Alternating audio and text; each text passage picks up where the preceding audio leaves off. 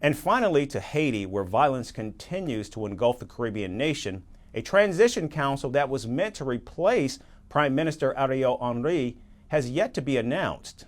Thousands of civilians are at the mercy of armed gangs. And the UN Agency for Children, or UNICEF, says Haiti looks like a scene from the film Mad Max. Will an interim government bring normalcy to Haiti? And at this point, is that even possible? Our next report goes into detail. Haiti's capital, Port-au-Prince, continues to burn.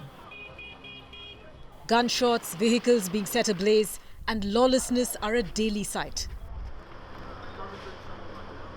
This is despite Prime Minister Ariel Henry stepping down. Prime Minister Henry has not yet returned to Haiti. He continues to stay in Puerto Rico. The US has offered him asylum. Meanwhile, Haiti's neighbors are working towards bringing stability in Port-au-Prince. The transition government meant to replace Prime Minister Henry is still being formed. But experts remain uncertain about the effectiveness of the interim government. Ultimately, the formation of a council, a presidential council, is but one step in a much longer process. And right now it's been taking place with almost total secrecy and a lack of transparency. The only announcements have been made by foreign leaders and in English. So there's really no way for the broader Haitian population to engage in that process in a meaningful way. And that is going to have repercussions, because whatever comes out of it is going to face a legitimacy crisis from day one because of the process that has been put in place by those external actors. With no clear leadership in sight, Haiti continues to spiral into chaos, making the Caribbean nation almost impossible to live in. The UN Children's Agency, UNICEF, has called the situation in Haiti post-apocalyptic, like the scenes from the film Mad Max. This comes after a ship carrying vital aid for civilians was looted by armed gangs. Ariel Henry resigned, but we are still facing political distress. I want to tell the political players that given what is happening in the country, this country is ours. No one will decide for us. We must take our destiny into our own hands. I want the political players to rise to their tasks and commit themselves to organizing the country. The situation is not good for us.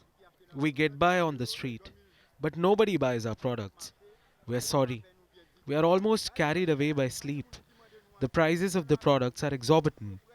When we are out on the streets, people have turned against us. They don't feel comfortable. They don't live in peace. They can't even sleep at home. They can't send their children to school because they have no money to feed them.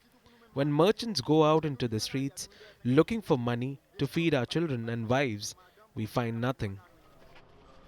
Former cop turned gang leader Jimmy Cherizier, who started this chaos, has not been seen in action since Prime Minister Henry stepped down. The international community is watching the violence in Haiti closely. The US has begun sending charter flights to evacuated citizens. Meanwhile, Haiti's neighbor, the Dominican Republic, is taking a hardline approach.